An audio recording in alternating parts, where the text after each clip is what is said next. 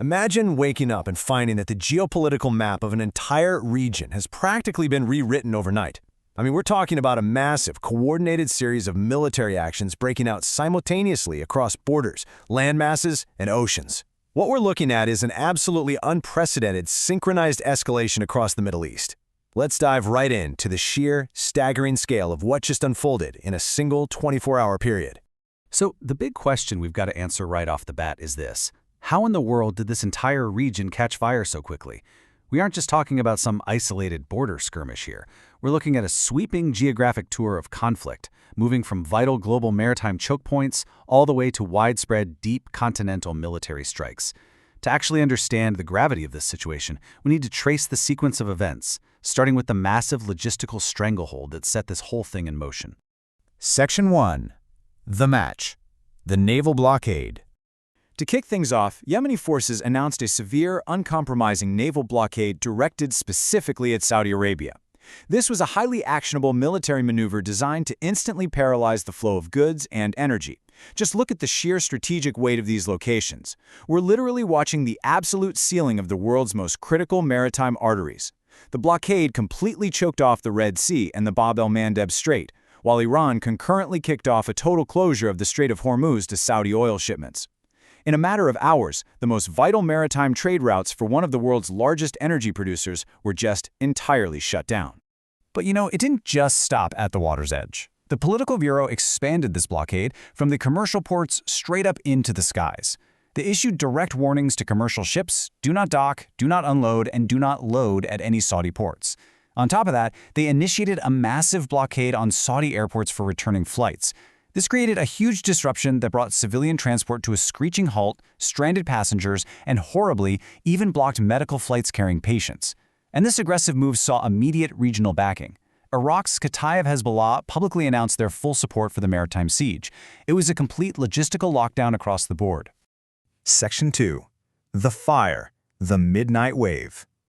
So while the waters were completely locked down, the skies inland were absolutely lighting up. We saw a sudden and massive series of nighttime explosions strike deep within Iranian sovereign territory. 10 distinct locations were hit in a rapid-fire sequence, all under the cover of darkness. This wasn't some small localized strike either. Just look at the geographical spread here. Blasts echoed all the way through Shiraz, hitting Mount Darak and Sadr City. Coastal cities took heavy hits. Bandar Abbas, Kasham, and Bandar Lenge all reported multiple explosions. Further out, Chabahar, Konarak, Sarik, and Hoyman were targeted. The strikes even reached all the way to Kerman.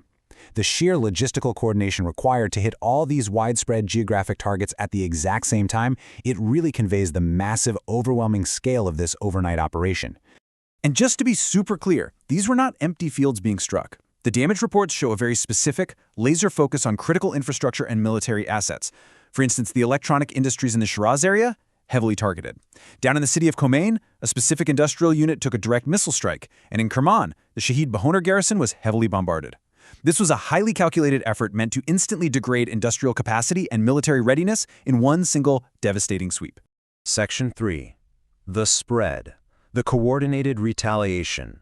But we all know that in this region, action immediately breeds reaction. Almost instantly, a massive wave of retaliatory strikes was launched across the map, this time targeting United States military installations scattered throughout the Middle East. It was a rapid, sequential counterpunch designed to really test American defensive postures across multiple nations. Let's walk through this sequence, base by base. First up, massive barrages hit Kuwait, specifically rocking the Ali El Salam Air Base and targeting HIMARS missile systems at the Arifchin base. The intensity there was so high that reports actually suggested if it was sustained, the base would be reduced to a burnt-out shell within a month. Wow. Step 2 shifted over to Bahrain, with incredibly precise strikes on drone maintenance hangars at Al Sakhir Airport and the deployment areas of Task Force 59 naval vessels at Salman Port. Finally, the retaliation swept into Iraq, targeting the highly operational Al-Harar base in Erbil before moving into Jordan to hit facilities in Aqaba. Which brings us to a really fascinating and honestly critical comparison. How did advanced air defenses hold up against this incoming fire? Well, in Kuwait, we saw deliberate targeting of advanced HIMARS systems to try and blind and cripple those defensive and offensive layers. But even more alarming were the reports coming out of Jordan. Get this, at the Muwafaq Salti Air Base, 3 ballistic missiles completely bypassed and penetrated the multi-layered U.S. defensive systems without being intercepted at all. This stark contrast exposes a pretty profound vulnerability in the current defensive umbrella covering these vital installations. Section 4. The Ashes. Consequences of Attrition. We have to look past the immediate explosions here to understand the overarching military strategy driving all this chaos. The goal here isn't necessarily to win a decisive battle overnight. It's to systematically bleed and exhaust the opponent's defensive capabilities, their logistical supply chains, and their morale over a long, extended period. And the human and logistical toll of this attrition strategy? It's undeniable. Look at this number, 100. That is the official tally released by the Pentagon of U.S. troops injured in just a 2-week window between July 7th and July 21st. Alongside this staggering casualty count, reports confirmed the total destruction of massive logistical hangars and infrastructure. It proves that this strategy of attrition is inflicting severe material and physical costs. The reality on the ground right now highlights the extreme vulnerability of the roughly 50,000 U.S. troops stationed across this volatile region. Like we just talked about, state-of-the-art defenses were outright bypassed by ballistic missiles in Jordan. Furthermore, the opposing missile power remains incredibly lethal and operational, even after nearly 5 months of continuous, grinding conflict. And amidst a heavily censored information environment, it has actually been confirmed that at least 3 soldiers have been killed, which points to a much darker reality than what is immediately visible on the surface. What we are witnessing today is the terrifying culmination of events that have been quietly building behind the scenes for over a decade. Think about it. Every blocked strait, every nighttime explosion, and every bypassed missile defense system, they are all data points in a much larger, darker equation. So I'm going to leave you with this thought to mull over.